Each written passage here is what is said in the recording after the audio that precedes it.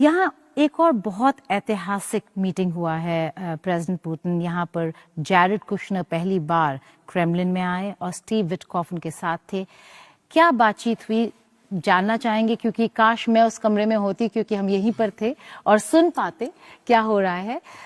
लेकिन क्या था उस पूरे मीटिंग का अंजाम? अभी इस बातचीत के मायने निकालना थोड़ी जल्दबाजी होगी।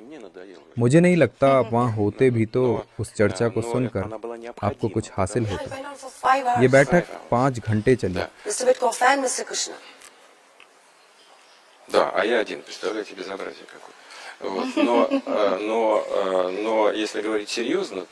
मैं खुद इतनी लंबी बैठक से ऊब गया था, पर यह बैठक जरूरी थी। और जरा सोचिए, इस पूरी बैठक में विटकॉफ और कुशनर के साथ मैं अकेला था। पर सच कहूं तो ये एक बेहद अहम बैठक थी। हालांकि इस बैठक में राष्ट्रपति ट्रंप के साथ अलास्का में हुई बैठक से पहले हुए समझौते और उससे जुड़े बिंदुओं पर ही बातचीत हुई।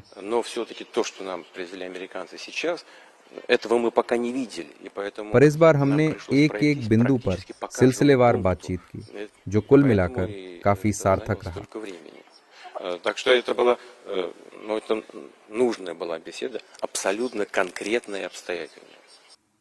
नहीं, पर चलिए मैं इस सवाल को थोड़ा पलट के आपसे पूछती हूँ। राष्ट्रपति पुतिन, किस पॉइंट पर जाकर बात अटकी? अगर विटकॉफ और जैरेड कुशनर दोनों आपसे 5 घंटे, जैसा कि बताया 5 घंटे आपकी उनसे बातचीत चली है, किस बिंदु पर जाकर डिसएग्रीमेंट हुआ? मतलब मामला नहीं निपटा, सहमति नहीं बनी? हाँ, ऐसे कई मुद्दे रहे जिन्हें लेकर विरोधाभास था। ये एक बेहद पेचीदा विषय है जिसकी जिम्मेदारी राष्ट्रपति ट्रंप ने खुद पर ली है। मैं इसे लेकर कटाक्ष नहीं कर रहा, मगर दोनों पक्षों को एकमत करना एक बहुत जटिल काम है।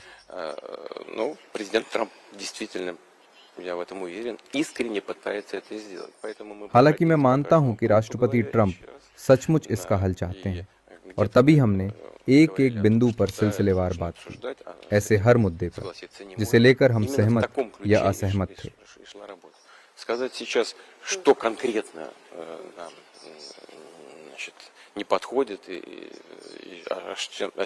फिलहाल अभी कुछ भी कहना जल्दबाजी होगी, क्योंकि इसका कुछ भी निष्कर्ष निकालना राष्ट्रपति ट्रंप की देखरेख में हो रही बातचीत में बाधा डाल सकता है। उनके कूटनीतिक प्रयास जारी हैं।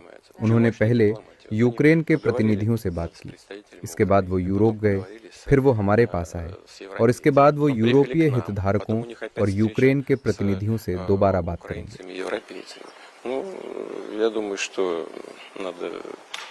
हाँ, हमारे बीच उसे लेकर भी चर्चा हुई। So you're saying the 28-point peace proposal is now not on the table, but there were leaked conversations. हालांकि बाद में उन्होंने उन 28 बिंदुओं को 27 में बदला, फिर उन्हीं को 4 पैकेजों में परिवर्तित कर उन पर चर्चा की। हालांकि वो पूरी तरह उन शुरुआती 28 बिंदुओं पर ही आधारित थे। राष्ट्रपति पुतिन, इससे पहले आपने मुलाकात की थी राष्ट्रपति डोनाल्ड ट्रंप से अलास्का में, जहां पर शांति समझौते को लेकर दावे हो रहे थे, और आपकी बातचीत क्या हुआ था अलास्का में, और कहां पर जाकर सहमति बनी, कहां नहीं बन पाई? हाँ, बिल्कुल ऐसा ही था। हमें एक एहसास था, बल्कि सिर्फ एहसास से भी ज्यादा मुझे कोई शक नहीं था कि राष्ट्रपति ट्रंप की एक सच्ची इच्छा है। खैर, आइए इस बारे में बात न करें कि इसका कारण क्या है या किसने इस सच्ची इच्छा को प्रेरित किया, लेकिन यह निश्चित है कि वो मौजूद है। संयुक्त राज्य अमेरिका और राष्ट्रपति ट्रंप वास्तव में उनके पास ये समझ है कि ये क्यों समाप्त होना चाहिए और जितनी जल्दी हो सके। इसी क्रम में मानवीय मुद्दों की बात करें तो मेरा दृढ़ विश्वास है कि ये उन वजहों में से एक है जिसके पीछे राष्ट्रपति ट्रंप का व्यवहार है, क्योंकि वो हमेशा कहते रहे हैं, और मुझे यकीन है कि ये सच है, कि वे नुकसान को कम से कम रखना चाहते हैं, और मुझे यकीन है कि उनके मन में इसके मानवीय पहलू भी हैं, लेकिन इसके अलावा भी कुछ विचार हैं, राजनीतिक और आर्थिक दोनों, और मुझे यकीन है कि अमेरिका कोई समाधान खोजने की कोशिश कर रहा है। आपने इंटेंशंस की बात की, बहुत इंपॉर्टेंट बात है कि आप देख रहे हैं प्रेसिडेंट ट्रंप बहुत कुछ कर रहे हैं पीस को लेकर, लेकिन उन्होंने कई सारे क्लेम किए हैं। उन्होंने कहा है 8 वॉर्स रुकवा दिए। उन्होंने ये भी कहा कि भारत पाकिस्तान के बीच जो सीज फायर था वो उन्होंने रुकवाया। भारत उसको बिल्कुल नकार रहा है, बिल्कुल उसको रिजेक्ट कर दिया इस पूरे स्टेटमेंट और क्लेम को। लेकिन आपको क्या लगता है, क्या ट्रंप ट्रूली एक पीस मेकर हैं, एक ऐसे इंसान जो शांति के लिए काम कर रहे हैं और शांति ला सकते हैं?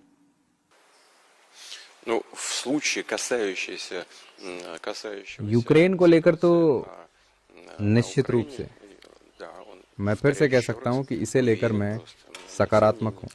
मुझे कोई शक नहीं है कि वो ईमानदारी से एक शांतिपूर्ण समाधान खोजने का प्रयास कर रहे हैं। और मैं फिर से ये रेखांकित कर सकता हूं कि अमेरिका के पास इसके लिए अलग कारण हो सकते हैं, मानवीय कारण भी और राष्ट्रपति ट्रंप के व्यक्तिगत मानवीय विचार भी, क्योंकि वास्तव में वो शत्रुता और जनहानि का अंत चाहते हैं। लेकिन उनके राजनीतिक हित भी हो सकते हैं गतिरोध के अंत के लिए रूस और यूक्रेन के बीच, और आर्थिक कारण भी हैं। उदाहरण के लिए ऊर्जा क्षेत्र में और अन्य क्षेत्रों में भी कई ऐसे पहलू हैं जहां अमेरिका और रूस के बीच आर्थिक संबंधों की बहाली दोनों देशों रूस और अमेरिका के लिए फायदे का सौदा हो सकता है। उन्होंने मुझे कुछ चिट्ठियां दिखाईं जिन्हें कुछ प्रमुख अमेरिकी कंपनियों ने हमारे लिए लिखा था।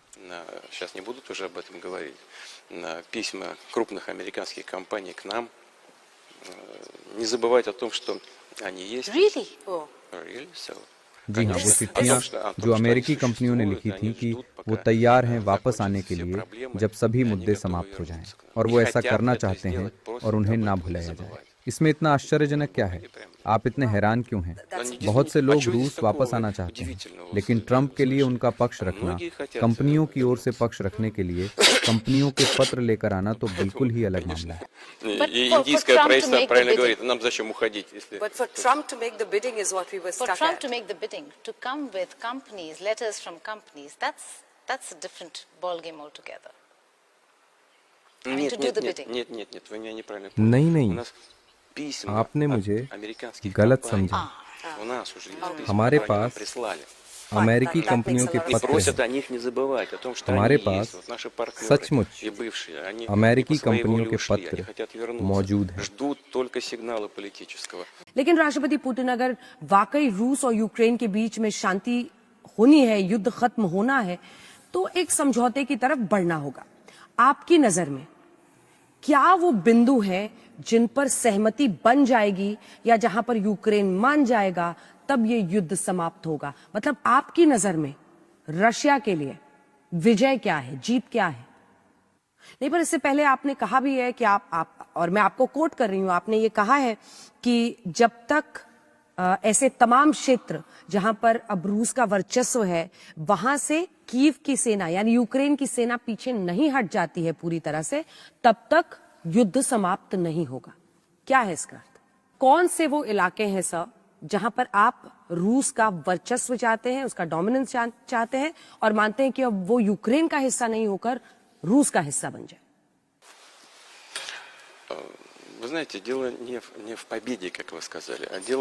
आप जानते हैं, जैसा कि आपने कहा, बात जीत की नहीं है, बात इस बात की है कि रूस अपनी रक्षा कर रहा है और करता हैगा। हमारे हितों की और उन लोगों की जो वहाँ रहते हैं, ये हमारी परंपरागत मूल्य, रूसी भाषा और संस्कृति की रक्षा की बात है। साथ ही ये धर्म और आस्था की भी रक्षा है जो सदियों से उन क्षेत्रों में मौजूद रही है। आप जानते हैं कि यूक्रेन में रूसी ऑर्थोडॉक्स चर्च को लगभग प्रतिबंधित कर दिया गया है। चर्चों में जबरन कब्जा किया गया और लोगों को वहां से निकाल दिया गया। मैं तो यहाँ रूसी भाषा पर प्रतिबंध की बात भी नहीं कर रहा। ये एक जटिल और व्यापक मुद्दों का समूह है। मैं आपको एक बार फिर याद दिलाना चाहता हूँ कि हम युद्ध शुरू करने वालों में से नहीं थे। पश्चिम ने यूक्रेन के साथ मिली भगत की और वहां तख्ता पलट को अंजाम दिया, और उसके बाद यूक्रेन में घटनाएं हुई, खासकर दक्षिण पूर्व में और फिर डोनबास में। ये चर्चा में भी नहीं है। 8 साल पूरे 8 साल हम शांतिपूर्ण तरीकों से इस मुद्दे को सुलझाने की कोशिश कर रहे थे। हमने इसे मिन्स्क समझौतों में शांतिपूर्ण सेटलमेंट के रूप में दर्ज किया, इस उम्मीद में कि इसे शांतिपूर्ण तरीके से हल किया जा सकेगा। बाद में हमें पता चला कि जो पश्चिमी नेता ये सार्वजनिक रूप से कहते थे, उन्होंने कभी भी मिन्स्क समझौतों को पूरा करने का इरादा नहीं रखा था। उन्होंने केवल इसलिए इसे साइन किया ताकि यूक्रेन को हथियार देने का मौका मिल सके और हमारे खिलाफ सशस्त्र संघर्ष जारी रखा जा सके। तो हमें 8 साल तक डोनबास में रहने वाले लोगों के मारे जाने के बाद, जिसकी याद पश्चिम में कोई नहीं रखता, पहले उन गणराज्यों को मान्यता देनी पड़ी और दूसरे उन्हें समर्थन देना पड़ा।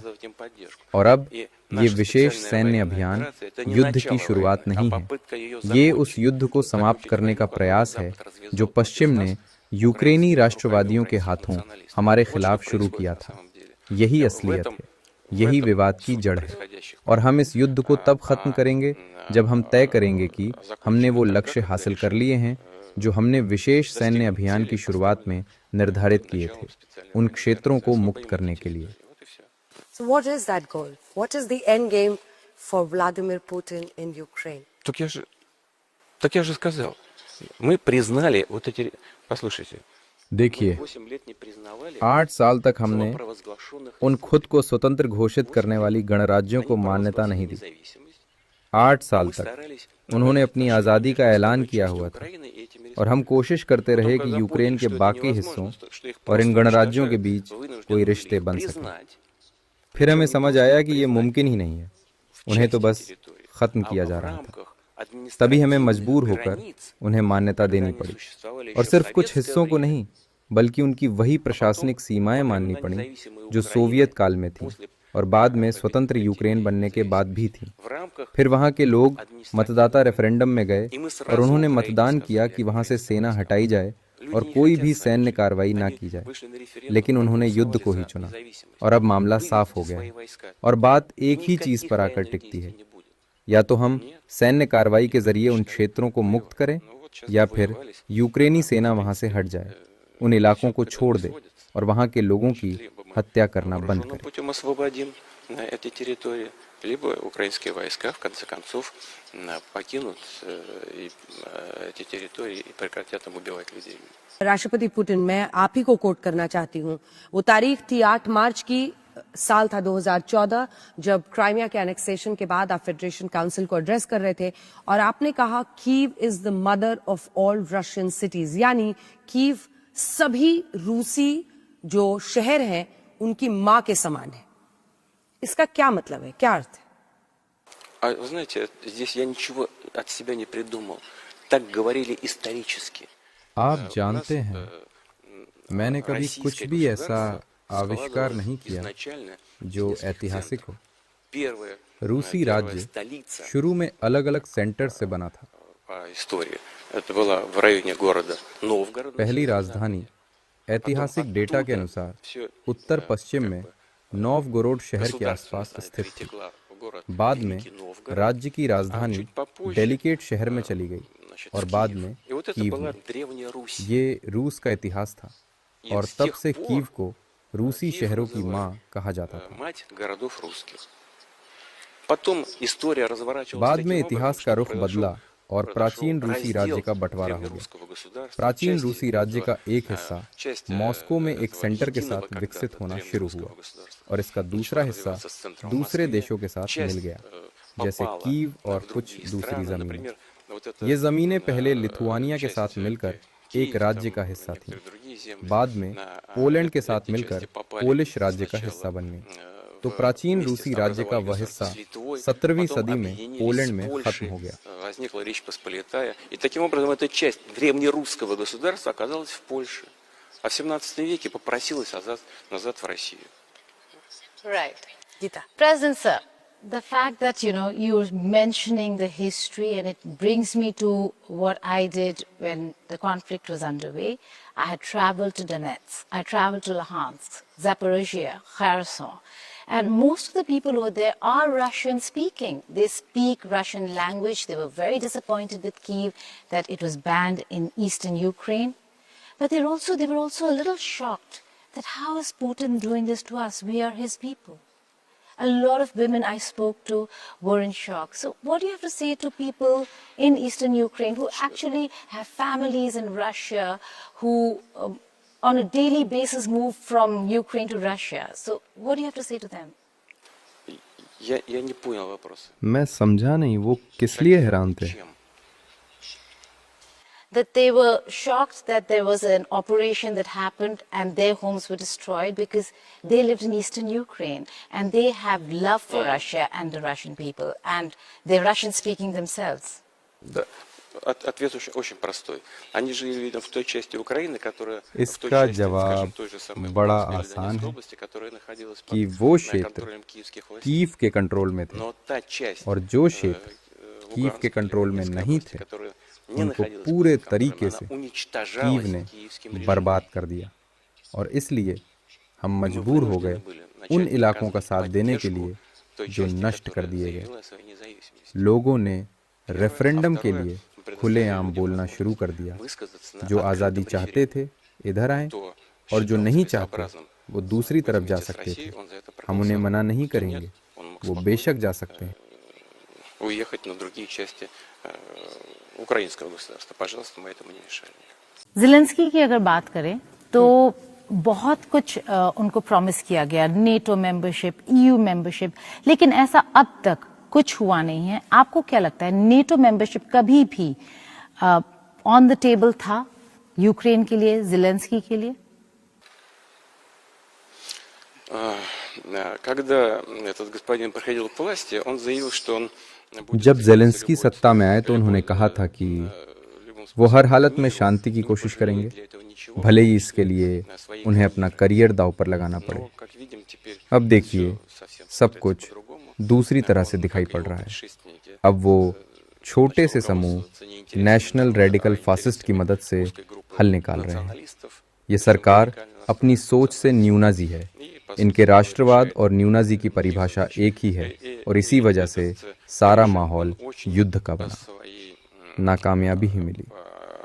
По своей ментальности очень действительно похож на неонацистский режим, потому что крайняя форма национализма и неонацизма это почти одно и то же. Это почти равные понятия.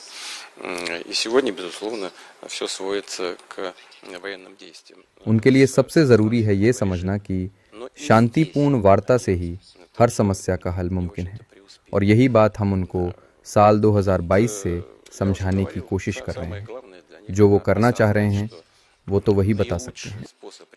राष्ट्रपति पुतिन, मैं आप ही को कोट कर रही हूं, आपने कहा कि नेटो का ईस्टर्न एक्सपेंशन यानी नेटो का पूरब की तरफ विस्तार आपको स्वीकार्य नहीं है और वही सबसे बड़ा खतरा है।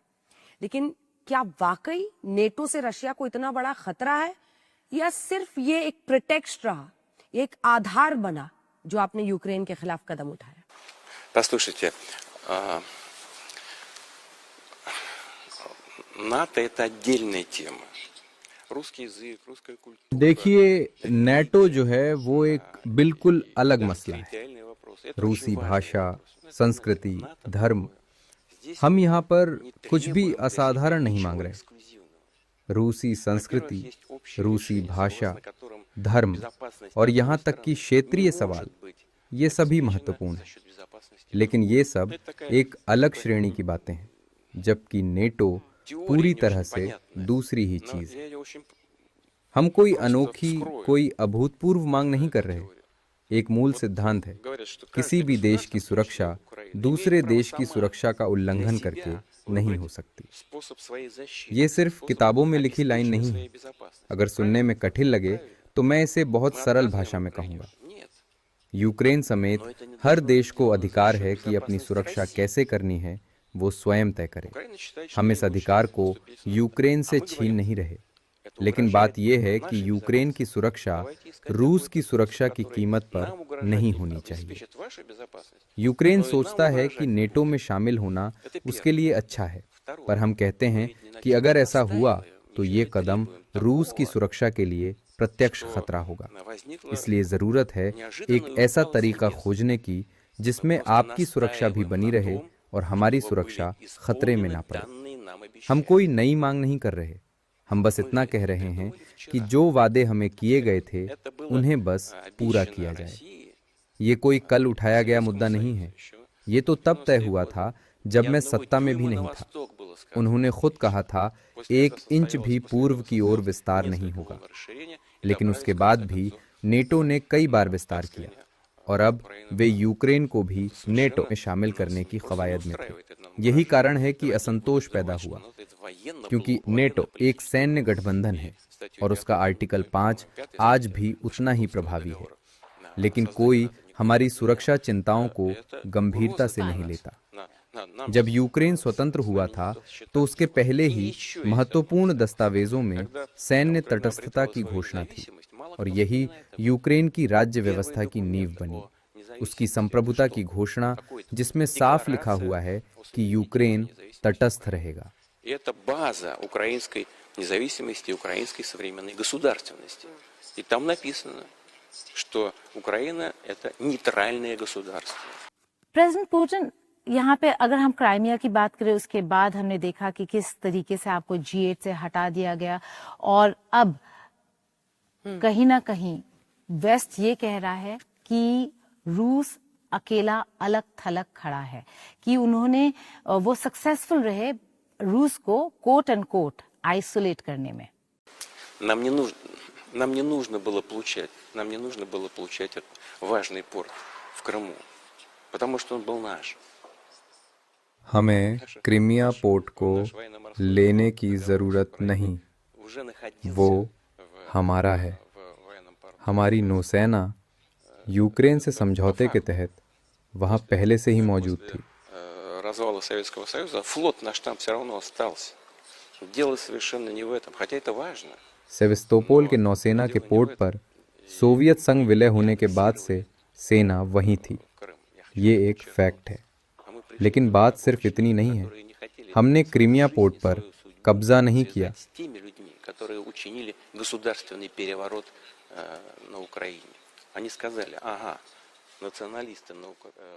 हम उन लोगों की मदद के लिए आगे बढ़े जो कि अपने भविष्य को इनके हाथों में छोड़ चुके थे।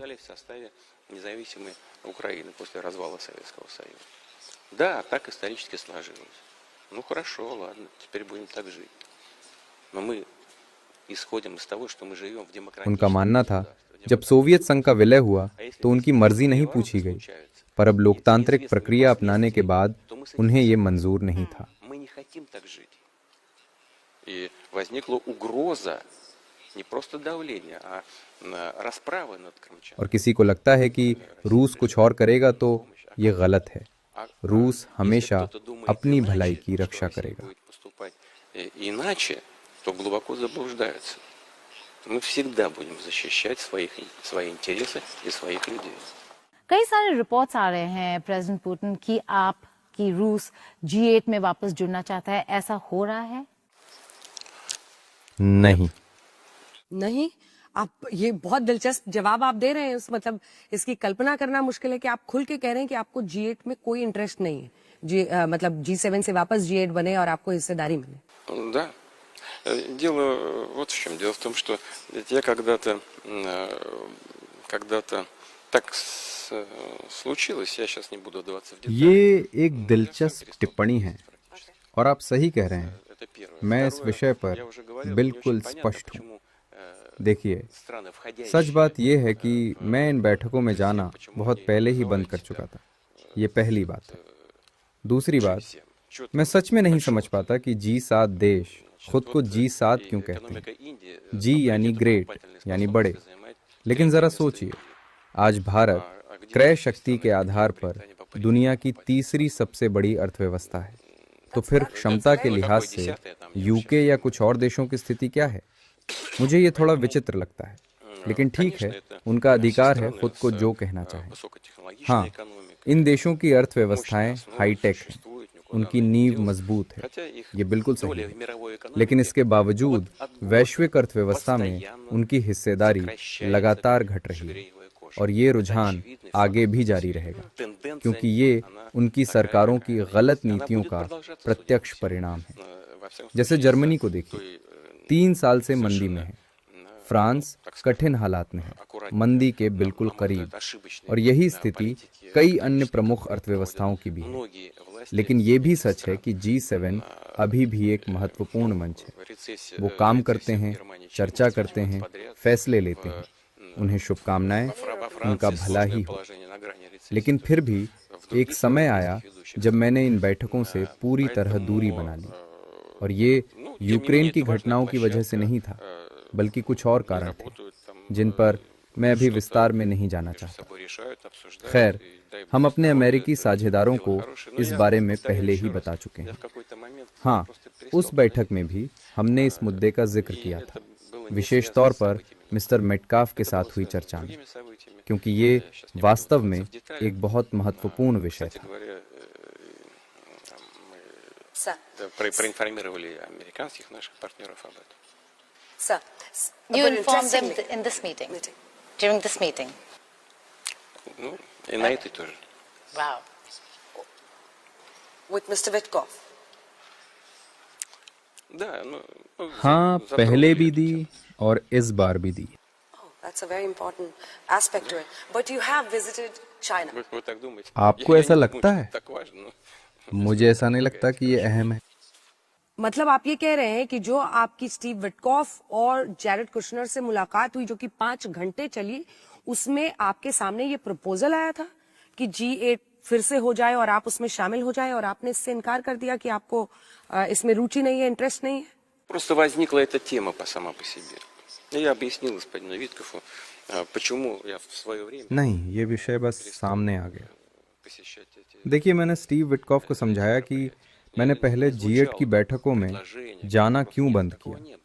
सच कहूं तो कोई प्रस्ताव ही नहीं आया, बल्कि जब ये विषय आया तो मुझे वो समय याद आया जब मैंने वहां जाना बंद किया था। वो 2012 का समय था, रूस में राष्ट्रपति चुनाव के बाद। फिर मैं एक बार कुछ समय के लिए गया और फिर उसके बाद नहीं गया। हाँ, ये एक प्लेटफॉर्म है, ठीक है, इसे काम करने दीजिए, लेकिन आप जानते हैं दूसरे बड़े संगठन भी सामने आ रहे हैं, जैसे ब्रिक्स, SCO और G20 अभी भी सक्रिय हैं, और हम इन सभी प्लेटफॉर्म्स में हिस्सा ले रहे हैं। हमें इसके खिलाफ कोई आपत्ति नहीं। लेकिन अब दूसरे पहलू को देखें, रूस और यूरोपीय संघ के बीच वर्तमान संबंधों की स्थिति क्या है, ये सामान्य नहीं है। तो सोचिए, अगर मैं G8 जाऊं तो मैं G8 के सदस्यों से कैसे बात करूं? अगर वे मुझसे बात करना ही नहीं चाहते, वहां मैं क्या करूं? खैर, हम शायद इस पर बाद में बात करेंगे।